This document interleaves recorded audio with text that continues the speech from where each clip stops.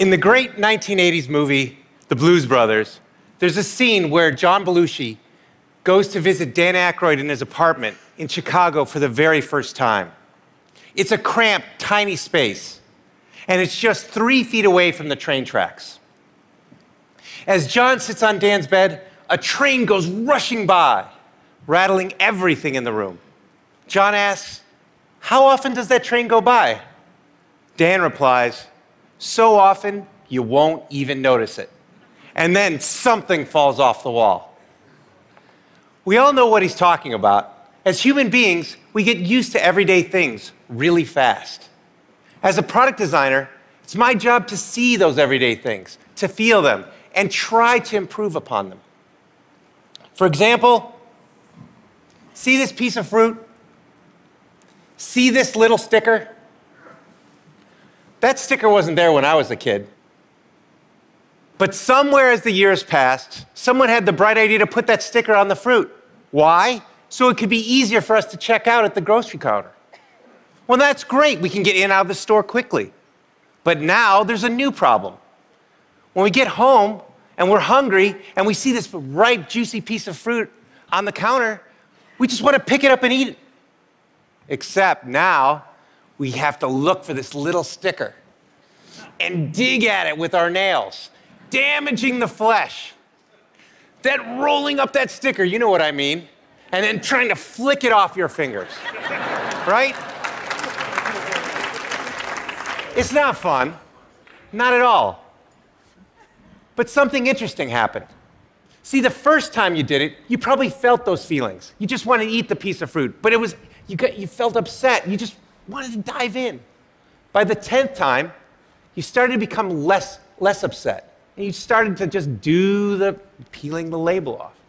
By the 100th time, at least for me, I became numb to it. I simply picked up the piece of fruit, dug at it with my nails, tried to flick it off, and then wonder, was there another sticker? So why is that? Why do we get used to everyday things? Well, as human beings, we have limited brain power. And so our brains encode the everyday things we do into habits. So we can free up space to learn new things. It's a process called habituation. And it's one of the most basic ways as humans we learn. Now, habituation isn't always bad. Remember learning to drive? I sure do. Your hands clenched at 10 and 2 on the wheel, looking at every single object out there, the cars, the lights, the pedestrians. It's a nerve-wracking experience. So much so that I couldn't even talk to anyone else in the car, and I couldn't even listen to music. But then something interesting happened. As the weeks went by, driving became easier and easier. You habituated it. It started to become fun and second nature. And then you could talk to your friends again and listen to music. So there's a good reason why our brains habituate things. If we didn't, we'd notice every little detail all the time. It would be exhausting, and we'd have no time to learn about new things. But sometimes habituation isn't good. If it stops us from noticing the problems that are around us, well, that's bad. And if it stops us from noticing and fixing those problems, well, then that's really bad. Comedians know all about this. Jerry Seinfeld's entire career was built on noticing those little details, those idiotic things we do every day that we don't even remember. He tells us about the time he visited his friends, and he just wanted to take a comfortable shower. He'd reach out and grab the handle and turn it slightly one way, and it was 100 degrees too hot. And then he'd turn it the other way, and it was 100 degrees too cold. He just wanted a comfortable shower. Now, we've all been there. We just don't remember it. But Jerry did, and that's a comedian's job. But designers, innovators, and entrepreneurs, it's our job to not just notice those things, but to go one step further and try to fix them. See this? This person? This is Mary Anderson. In 1902 in New York City, she was visiting. It was a cold, wet, snowy day, and she was warm inside a streetcar. As she was going to her destination, she noticed the driver opening the window to clean off the excess snow so he could drive safely. When he opened the window, though, he let all this cold, wet air inside, making all the passengers miserable. Now, probably most of those passengers just thought, it's a fact of life. He's got to open the window to clean it. That's just how it is. But Mary didn't. Mary thought, what if the driver could actually clean the windshield from the inside so that he could stay safe and drive, and the passengers could actually stay warm? So she picked out her sketchbook right then and there and began drawing what would become the world's first windshield wiper. Now, as a product designer, I try to learn from people like Mary, to try to see the world the way it really is, not the way we think it is. Why? Because it's easy to solve a problem that almost everyone sees, but it's hard to solve a problem that almost no one sees. Now, some people think you're born with this ability, or you're not, as if Mary Anderson was hardwired at birth to see the world more clearly. That wasn't the case for me. I had to work at it. During my years at Apple, Steve Jobs challenged us to come into work every day to see our products through the eyes of the customer, the new customer, the one that has fears and possible frustrations, and hopeful exhilaration that their new technology product could work straight away for them. He called it staying beginners and wanted to make sure that we focused on those tiny little details to make them faster, easier, and seamless for the new customers. So I remember this clearly in the very earliest days of the iPod. See, back in the 90s, being a gadget freak like I am, I would rush out to the store for the very, very latest gadget. I'd take all the time to get to the store, I'd check out, I'd come back home, I'd start to unbox it. And then there was another little sticker. The one that said, charge before use. What? I can't believe it. I just spent all this time buying this product, and now I have to charge before use? I have to wait what felt like an eternity to use that coveted new toy? It was crazy. But you know what? Almost every product back then did that. When it had batteries in it, you had to charge it before you used it. Well, Steve noticed that, and he said, we're not going to let that happen to our product. So what did we do? Typically, when you have a product that has a hard drive in it, you run it for about 30 minutes in the factory to make sure that hard drive is going to be working years later for the customer after they pull it out of the box. What did we do instead? We ran that product for over 2 hours. Why? Well, first off, we could make a higher quality product, be easy to test, and make sure it was great for the customer.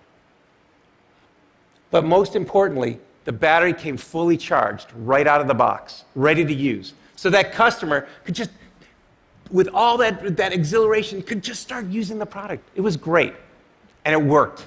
People liked it. Now today, almost every product that you get that's battery powered comes out of the box fully charged, even if it doesn't have a hard drive.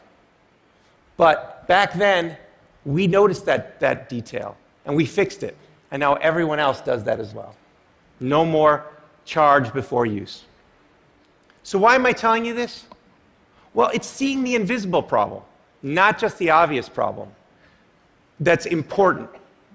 Not just for product design, but for everything we do. You see, there are invisible problems all around us, ones we can solve. But first, we need to see them, to feel them. So I'm hesitant to give you any tips about neuroscience or psychology. There's far too many experienced people in the TED community who will know much more about that than I ever will. But let me leave you with a few tips that I do, that we all can do, to fight habituation. My first tip is to look broader. You see, when you're tackling a problem, sometimes there are a lot of steps that lead up to that problem, and sometimes a lot of steps after it. If you can take a step back and look broader, maybe you can change some of those boxes before the problem. Maybe you can combine them. Maybe you can remove them altogether to make that better. Take thermostats, for instance. In the 1900s, when they first came out, they were really simple to use. You could turn them up or turn them down. People understood them. But in the 1970s, the energy crisis struck, and customers started thinking about how to save energy. So what happened? Thermostat designers decided to add a new step. Instead of just turning up and down, you now had to program it, so you could tell it the temperature you wanted at a certain time. Now that seemed great. Every thermostat had started adding that feature. But it turned out that no one saved any energy. Now why is that? Well, people couldn't predict the future. They just didn't know how their weeks would change season to season, year to year. So no one was saving energy. And what happened? Thermostat designers went back to the drawing board, and they focused on that programming step. They made better UIs. They made better documentation. But still, years later, people were not saving any energy because they just couldn't predict the future. So what do? We put a machine learning algorithm in instead of the programming that would simply watch when you turned it up and down, when you liked a certain temperature when you got up or when you went away. And you know what? It worked. People are saving energy without any programming. So it doesn't matter what you're doing. If you take a step back and look at all the boxes, maybe there's a way to remove one or combine them so you can make that process much simpler. So that's my first tip. Look broader. For my second tip, it's to look closer. One of my greatest teachers was my grandfather. He taught me all about the world. He taught me how things were built and how they were repaired, the tools and techniques necessary to make a successful project. I remember one story he told me about screws and about how you need to have the right screw for the right job. There were many different screws: wood screws, metal screws, anchors, concrete screws. The list went on and on.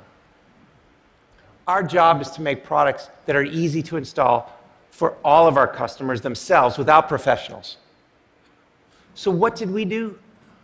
I remembered that story that my grandfather told me. And so we thought, how many different screws could we put in the box? Was it going to be 2, 3, 4, 5? Because there's so many different wall types. So we thought about it, we optimized it, and we came up with 3 different screws to put in the box. We thought that was going to solve the problem, but it turned out it didn't. So we shipped the product, and people weren't having a great experience. So what did we do? We went back to the drawing board just instantly after we figured out we didn't get it right. And we designed a special screw, a custom screw, much to the chagrin of our investors. They were like, "Why are you spending so much time on a little screw? Get out there and sell more." And we said, we will sell more if we get this right. And it turned out we did. With that custom little screw, there was just one screw in the box. It was easy to mount and put on the wall. So if we focus on those tiny details, the ones that we may not see, and we look at them and we say, are those important, or is that the way we've always done it? Maybe there's a way to get rid of those. So my last piece of advice is to think younger. Every day I'm confronted with interesting questions from my 3 young kids. They come up with questions like, why can't cars fly around traffic? Or why don't my shoelaces have Velcro instead? Sometimes those questions are smart. My son came to me the other day and I asked him, "Hey, go run out to the mailbox and check it." He looked at me, puzzled, and said, "Why doesn't the mailbox just check itself and tell us when it has mail?" I was like, that's a pretty good question. So they can ask tons of questions, and sometimes we find out we just don't have the right answers. We say, "Son, that's just the way the world works." So the more we're exposed to something, the more we get used to it. But kids haven't been around long enough to get used to those things. And so when they run into problems, they immediately try to solve them. And sometimes they find a better way. And that way really is better. So my advice and that we take to heart is to have young people on your team, or people with young minds. Because if you have those young minds, they cause everyone in the room to think younger. Picasso once said, "Every child is an artist." The problem is when he or she grows up, is how to remain an artist. We all saw the world more clearly when we saw it for the first time, before a lifetime of habits got in the way. Our challenge is to get back to there, to feel that frustration, to see those little details, to look broader, look closer, and to think younger, so we can stay beginners. It's not easy. It requires us pushing back against one of the most basic ways we make sense of the world. But if we do, we can do some pretty amazing things.